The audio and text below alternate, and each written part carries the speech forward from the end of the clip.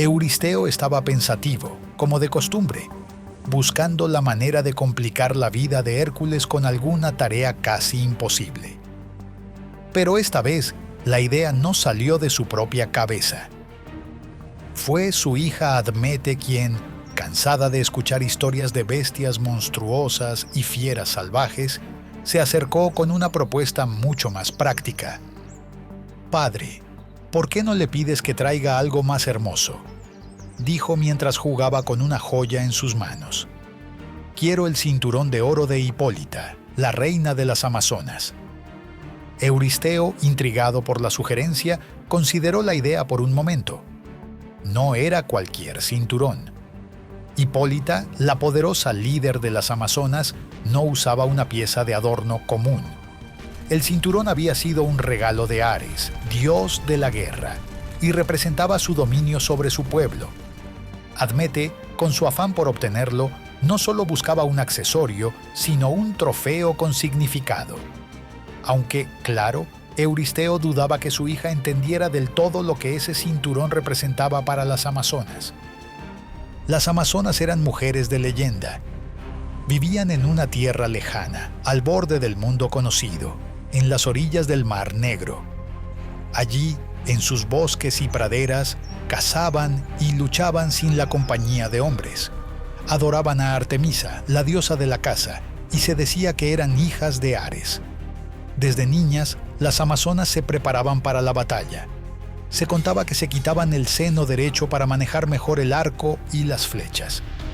Eran guerreras temidas por todos, y su fama se extendía por el mundo griego. A pesar de lo que significaba esa misión, Euristeo no podía resistirse a la posibilidad de enviar a Hércules a una tierra tan remota y peligrosa. Las amazonas no permitirían que un hombre pisara sus tierras sin consecuencias. Pero, para Admete, los detalles guerreros eran lo de menos. Ella quería el cinturón y sabía que Hércules era el único que podría conseguirlo. Euristeo, tras pensarlo, aceptó la propuesta de su hija. Después de todo, si Hércules lograba traer de vuelta el cinturón, sería un éxito digno de la historia.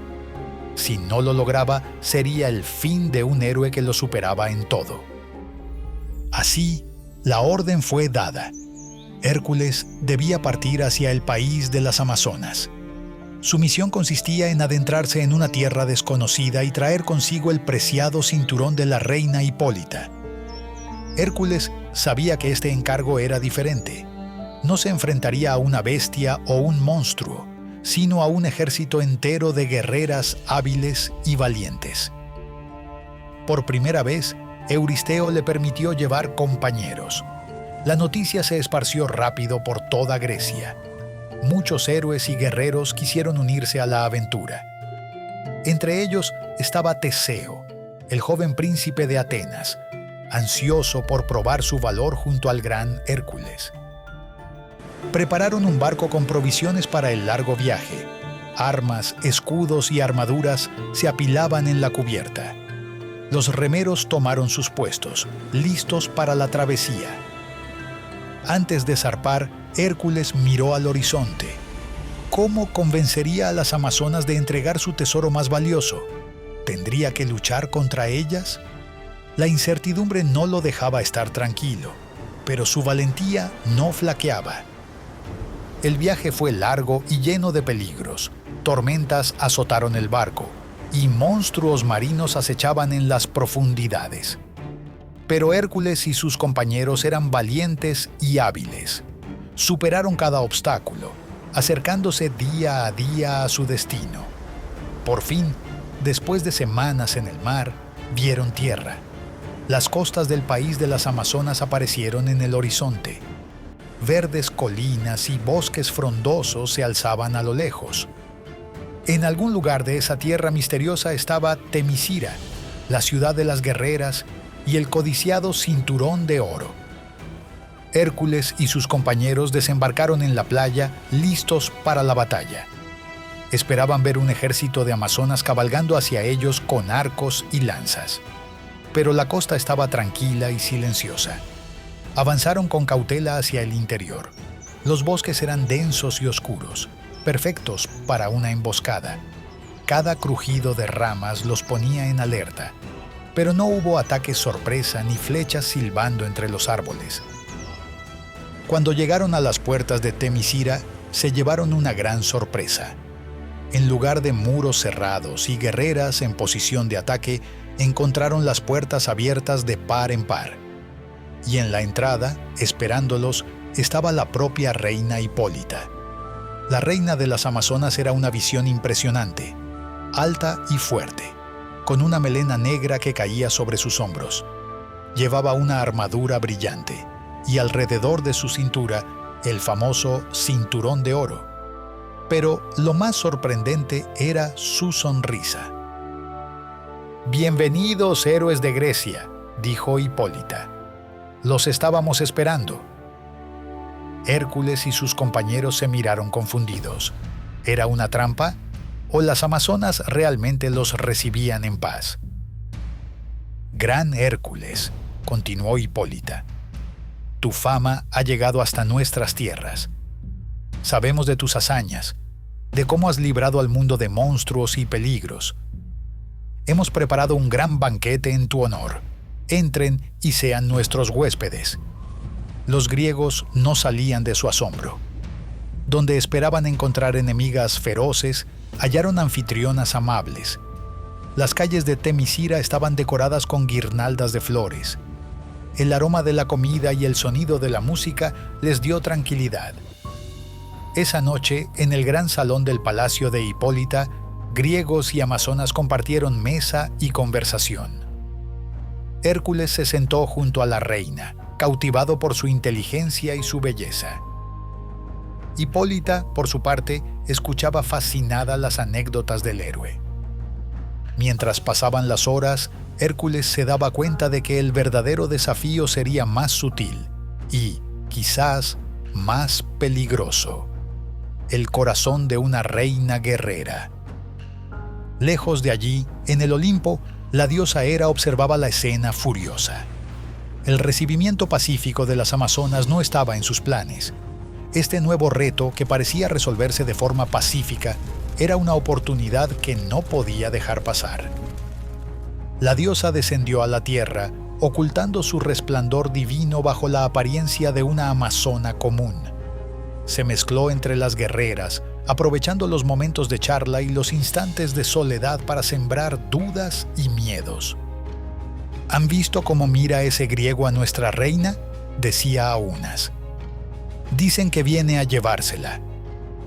Poco a poco, el veneno de sus palabras se extendió entre las amazonas como una enfermedad silenciosa.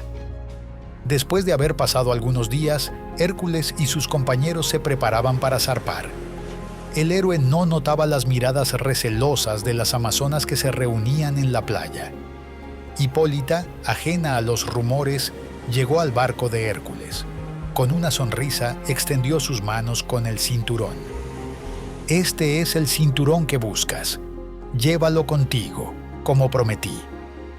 Hércules estuvo a punto de tomar el cinturón, pero en ese instante vio cómo las amazonas se acercaban, armadas y en posición de ataque. «¿Qué significa esto, Hipólita? ¿Es una trampa?», preguntó confundido. «¿Trampa? Claro que no. Yo cumplo mi palabra», respondió ella, perpleja ante la pregunta. Hera, viendo que su plan daba frutos, decidió dar el golpe final. Se acercó al grupo de griegos, tensó su arco divino y, con puntería certera, atravesó el pecho de uno de los hombres de Hércules. Los griegos, sorprendidos por el ataque, respondieron por instinto. Las flechas volaron en ambas direcciones. Hércules, confundido, buscaba entender lo que sucedía. Sus ojos se encontraron con los de Hipólita, que parecía tan desconcertada como él. Las amazonas, lideradas por Melanipe, hermana de Hipólita, combatían con ferocidad. Los griegos, sorprendidos por la repentina agresión, formaron una línea defensiva, sus escudos chocando unos contra otros para crear una barrera. El héroe, usando su fuerza, apartaba a las atacantes. Cada golpe con su garrote derribaba a las amazonas, pero por cada una que caía, otras dos llegaban. En medio del desorden, Hipólita intentaba detener a sus guerreras. ¡Deténganse!, gritaba, pero nadie la escuchaba en medio del combate. Antes de que Hipólita pudiera decir algo más, Hércules, sintiéndose traicionado, tensó su arco y disparó una flecha envenenada con el veneno de la hidra. La flecha alcanzó el pecho de la reina, quien pereció al instante. Al ver morir a su líder, las amazonas comenzaron a retirarse, desconcertadas por la pérdida. Hércules, con el cinturón de oro en sus manos, se dio cuenta de lo que había hecho. Había matado a una mujer que quizás no había tenido la intención de traicionarlo, y ahora llevaba consigo no solo el trofeo que debía entregar a Euristeo, sino también el peso de una tragedia que él mismo había desatado. Una vez más, Hera había logrado causar que el héroe dañara a quienes eran realmente importantes para él, en este caso, la reina Hipólita. Mientras Hércules navegaba de regreso tras el incidente con las amazonas, el destino lo llevó a las costas de Troya. Allí se encontró con una escena que de inmediato captó su atención. Hesíone, la hija del rey Laomedonte, estaba encadenada a una roca, esperando ser devorada por un monstruo marino. La ciudad de Troya, en su desesperación, había decidido ofrecer a la joven como sacrificio para calmar a la bestia que aterrorizaba las costas. Hércules, con el instinto de héroe que lo caracterizaba, no podía permanecer indiferente. Se acercó al rey Laomedonte y le ofreció una solución. Él mataría al monstruo, pero a cambio, el rey debía pagarle una recompensa. Laomedonte, sin pensarlo mucho, accedió a la oferta del héroe y prometió compensarlo con unos caballos divinos, regalo de Zeus. Hércules, siempre dispuesto a enfrentar criaturas peligrosas, se preparó para la batalla. El mar estaba agitado y una enorme criatura de dientes afilados se acercaba. Hércules no esperó y fue directo a la pelea. Sus flechas volaban con precisión. Tras una intensa lucha, venció al monstruo y salvó a Hesíone. La victoria fue indiscutible. Hércules esperaba la recompensa que le había prometido Laomedonte. Sin embargo, el rey, arrogante y desagradecido, decidió que no pagaría lo acordado. Creyó que, como en tantas otras ocasiones, podía romper su palabra sin sufrir consecuencias. Hércules, aún dolido por lo ocurrido con Hipólita, no tenía ánimos para vengarse en ese momento, pero juró que volvería algún día para hacer pagar al rey su traición. Poco después, Hércules continuó su viaje de regreso a Micenas. Aunque el cinturón de Hipólita colgaba de su cintura, el peso que sentía no venía del metal, sino de todo lo que había ocurrido. El mar golpeaba la embarcación, pero el héroe apenas notaba las olas. Su mente estaba en otro lugar, recordando lo sucedido con Hipólita. Había confiado en ella, había visto en sus ojos algo más que una simple guerrera, pero nada de eso importaba ahora. Euristeo lo esperaba, ansioso por recibir el cinturón que tanto deseaba su hija. Al llegar a Micenas, Hércules entregó el cinturón a Euristeo sin decir una palabra más de lo necesario, cumpliendo con su deber pero sin orgullo alguno. Aún así, Euristeo recibió el cinturón con cierta desconfianza, como si no pudiera creer que Hércules saliera victorioso una vez más. Hércules se frotó la frente, cansado. Sabía que Euristeo ya estaba tramando su próximo trabajo. ¿Qué será esta vez?, se preguntó a sí mismo.